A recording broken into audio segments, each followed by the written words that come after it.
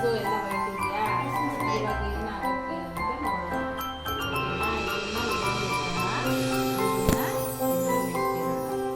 ತಗೊಳ್ಳೋ ದೀಕ್ಷಾ, ಇವಾಗ ತೆಗಿ. ಈ ವೈಟ್ ಕಲರ್ ಇರೋದು ಏನಾಗಿರುತ್ತೆ? ಇಲ್ಲೆಲ್ಲ ರೆಡ್ ಆಗಿ ಎಲ್ಲೇನೂ ಇಲ್ಲ, ಏನಾಗುತ್ತೆ ಅಂತ ನೋಡೋಣ, ಪರೀಕ್ಷೆ ಮಾಡೋಣ. ಈಗ ಒಂದನ್ನು ನಾವೇನು ಮಾಡಿ, ಎರಡೂ ಕರ್ಣಕುಂಡಲದ ಗಿಡನೇ, ಎರಡೂ ಕೆಂಪು ಗಿಡ ಅಂತ ಗಿಡನೇ ಅಲ್ವಾ? ಒಂದು ಕೆಂಪು ನೀರಲ್ಲಿ ಇಟ್ಟಿದ್ದೀವಿ, ಇನ್ನೊಂದನ್ನು ಒಂದು ಬಾಟ್ಲಲ್ಲಿ ಕೆಂಪು ಇಂಕನ್ನು ಹಾಕಿ ನೀಲಿ ಎಣ್ಣೆನ ಹಾಕಿ ಅದರೊಳಗಡೆ ಇಟ್ಟಿದ್ದೀವಲ್ವಾ?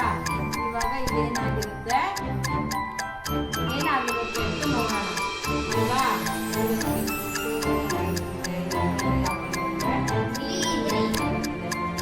ಬೇರುಗಳು ಏನು ಕೆಲಸ ಮಾಡುತ್ತೆ?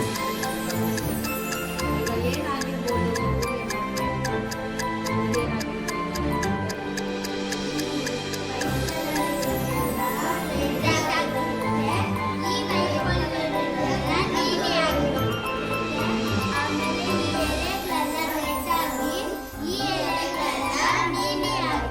ಯಾಕಾಗುತ್ತೆ ಹಂಗೆ?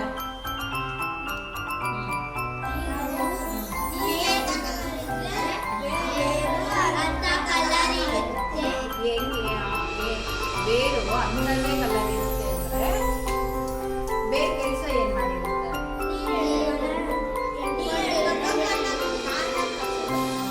ನೀರು ಕಾಂಡಕ್ಕೆ ಕಳಿಸಿರುತ್ತೆ ಅಲ್ವಾ? ಹಂಗಾದ್ರೆ ಬೇರಿನ ಕೆಲಸ ಏನು ಮಾಡಿರುತ್ತೆ? ಬೇರು ಕಾಂಡ ಕಳಿಸಿರುತ್ತೆ. ಇಲ್ಲೆಲ್ಲ ಕಳಿಸಿರೋದ್ರಿಂದನೇ ಈ ನೀರಿನ ಬಣ್ಣ ಇದೆಲ್ಲ ಬಂದಿರುತ್ತೆ. ಈ ನೀರಿನ ಬಣ್ಣ ಇದೆಲ್ಲ ಬಂದಿರುತ್ತೆ. ನೋಡೋಣ, ನಾವು ಇದನ್ನ ಪರೀಕ್ಷೆ ಮಾಡಿ ನೋಡೋಣ. ಓಕೆನಾ? ಸ್ವಲ್ಪ ಹೊತ್ತಾದ್ಮೇಲೆ ಇದು ಏನಾಗುತ್ತೆ ಇಲ್ಲಿ ನೀರೇನು ಹಾಕಿರಲ್ಲ ಕಣೋ.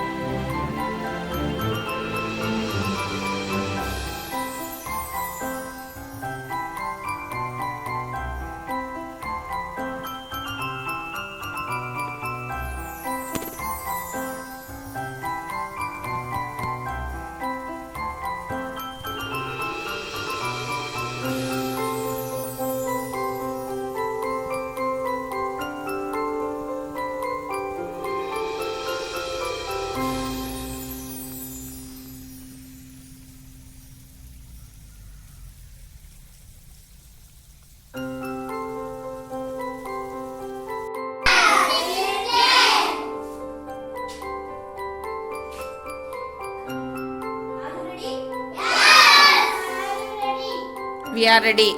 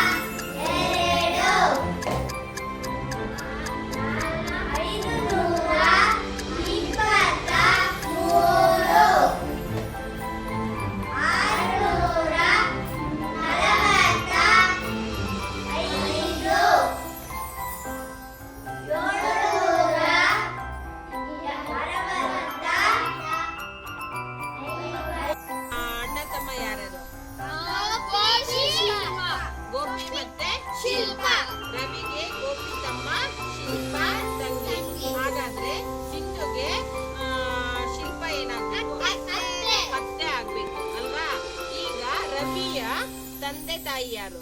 ಕೃಷ್ಣಪ್ಪ ಶಾಂತಮ್ಮ. ಕೃಷ್ಣಪ್ಪ ಶಾಂತಮ್ಮ. ಸಿಂಧುಗೆ ಕೃಷ್ಣಪ್ಪ ಶಾಂತಮ್ಮ ಏನಾಗ್ಬೇಕು? ಅಜ್ಜಿ ತಾತ ಆಗ್ಬೇಕು. ಹಾಗಾದ್ರೆ ಇವ್ರಿಗೆ ಸಿಂಧುಗೆ ಅವರು ಅಲ್ಲಿರೋರು ಯಾರ್ಯಾರು?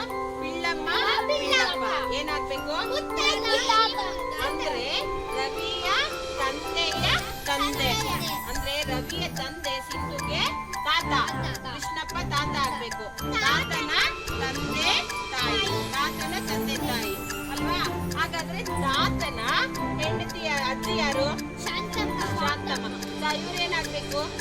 ಯಾರು? ರಾಜಪ್ಪ ಏನಾಗ್ಬೇಕು? ಕೃಷ್ಣಪ್ಪಗೆ ತಮ್ಮ ಆಗ್ಬೇಕು ಅಲ್ವಾ? ಇವ್ರ ಮಕ್ಕಳು ಯಾರ್ಯಾರು? ತಲೆಮಾರು. ಇವ್ರು ಒಂದು ತಲೆಮಾರು, ಅವ್ರ ಮಕ್ಕಳು ಇವ್ರ 8 ಜನ. ಯಾರ್ಯಾರು?